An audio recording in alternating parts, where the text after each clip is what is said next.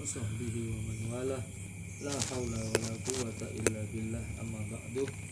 Subhanaka la ilma lana illa ma 'allamtana innaka antal alimul hakim. Rabbi israh li sadri wa yassir li amri wahlul 'uqdatam min lisani yafqahu qawli. Amin ya rabbal Alamin. Mari sama-sama kita awali dengan doa awal majelis. Bismillahirrahmanirrahim. Bismillahirrahmanirrahim. Allahumma inni a'udzu bika an adilla au udalla au azilla au uzalla au adlima au uzlama au ajhala au yujhala alayya rabbi zidni ilma wasi'li rizqi wa barik li fima razaqtani waj'alni mahbuban fi qulubi ibadika wa aziza fi uyunihi waj'alni wajihan fid dunya wal akhirah minal muqarrabin ya kasiran nawal ya hasanal fi'al ya qa'iman ila zawal ya mubdi'an ila misal walakal hamdu walakal minna walakal syarafu ala kulli hal sallallahu ala sayyidina Muhammadin alhamdulillahi rabbil alamin.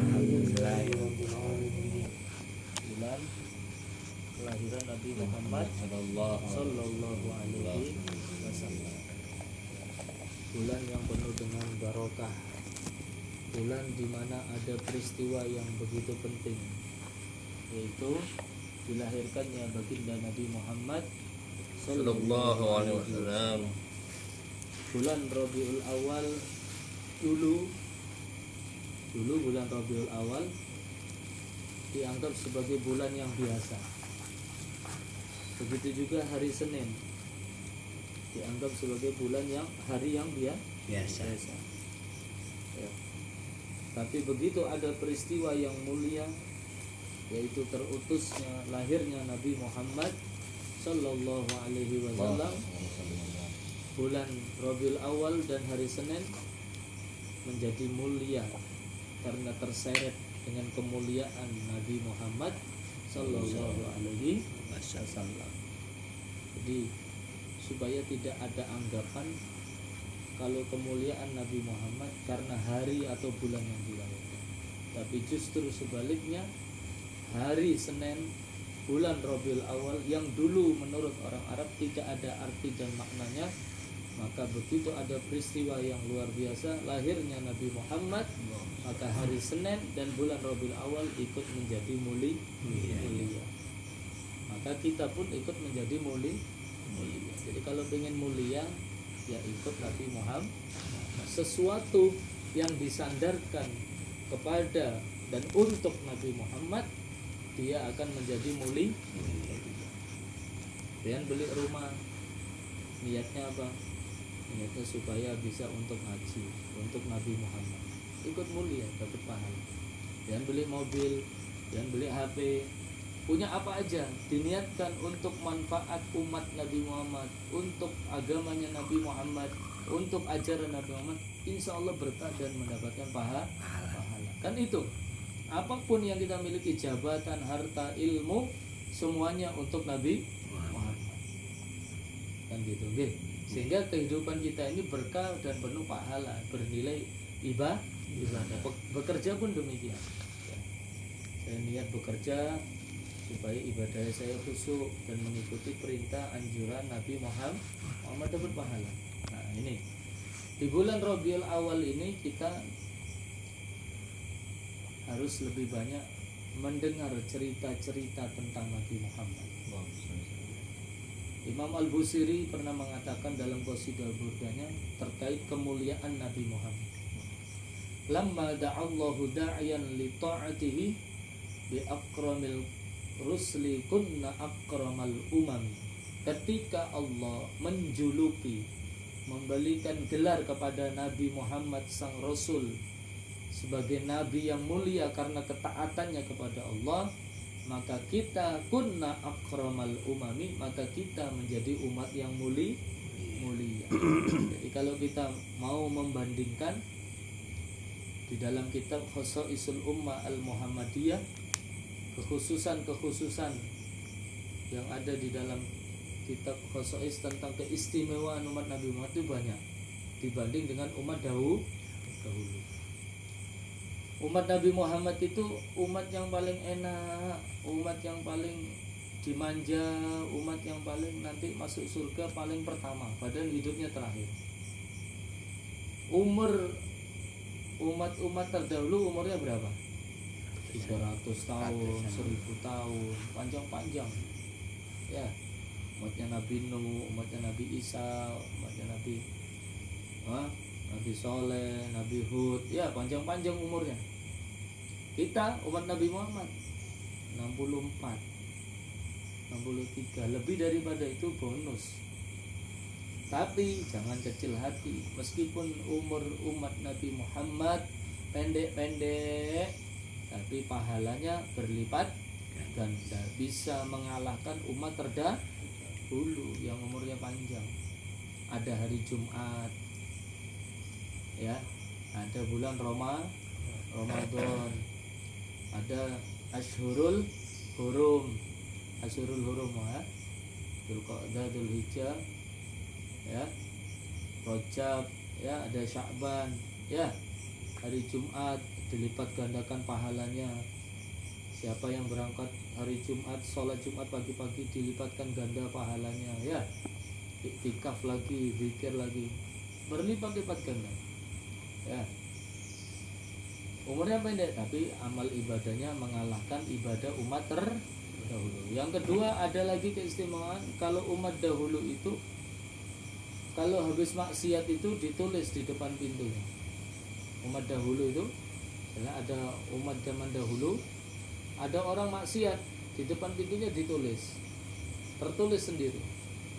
Orang malaikat, Fulan bin Fulan al-bariha, tadi malam melakukan dosa hakada hada, ditulis. Nah, tapi kalau umat Nabi Muhammad ditutupi, ditunggu taubatnya. Ya, jangan ditulis dulu malaikat Raqib Atid, ya, ditunggu taubatnya. Nah, ditunggu berjam-jam, ditunggu menyesal apa enggak, ya, taubatan nasuha, berjanji, ya. Kalau mendahulu langsung dibuka aibnya, kesalahannya. Coba kalau kita dibuka, tahu kejelekan saya, tidak bakal hadir gitu. Ya, tidak bakal hadir. Makanya Allah sayang sama kita, Allah sayang sama kita. Berkahnya Nabi Muhammad. Bahkan adanya Ramadan, makanya dikatakan mulia mana. Ini terkait kemuliaan Nabi Muhammad. Belum kita bahas fisik, keindahan fisiknya Nabi Muhammad, wajahnya, rambutnya, belum bahas itu. Ya. Ini baru keindahan dan kemuliaan Nabi Muhammad. Ya. Makanya dikatakan oleh para ulama, mulia mana malam dilahirkannya Nabi Muhammad dengan malam Isra Mi'raj. Mulia man Isra Mi'raj dikatakan dalam Al-Quran surat Al-Qadar, inna anzalna fi lailatul qadar, lailatul qadri khairum min alfi syahr. Ya, malam Lailatul Qadar itu malam yang luar biasa, pahalanya besar, yang ibadah di dalamnya mengalahkan 1000 bulan. Tapi kata para ulama, malam yang paling mulia adalah malam lahirnya baginda Nabi Muhammad Sallallahu Alaihi Wasallam. Kenapa? Tidak ada malam Lailatul Qadar kalau tidak ada Nabi Muhammad. Tidak ada Mekah, tidak ada Madinah kalau tidak ada Nabi Muhammad. Bahkan alam semesta ini diciptakan Nabi Adam, kita, alam semesta ini, planet-planet diciptakannya karena Nabi Muhammad. Saking mulianya Nabi Muhammad sallallahu alaihi wasallam. Makanya kita bersyukur kepada Allah dijadikan oleh Allah sebagai umat yang mulia. Ya. Tidak ada Ramadan, tidak ada puasa, tidak ada haji kalau tidak ada Nabi Muhammad yang membawa risalah syariat Islam. Ya. Makanya kegembiraan ini ketika kita masuk bulan Rabiul Awal, berusaha untuk mendidik hati kita kembali meneladani sifat-sifat Nabi Muhammad, mendengarkan cerita-cerita Nabi Muhammad, kemudian kita amalkan, praktekkan sedikit demi sedikit dalam kehidupan kita sehari-hari.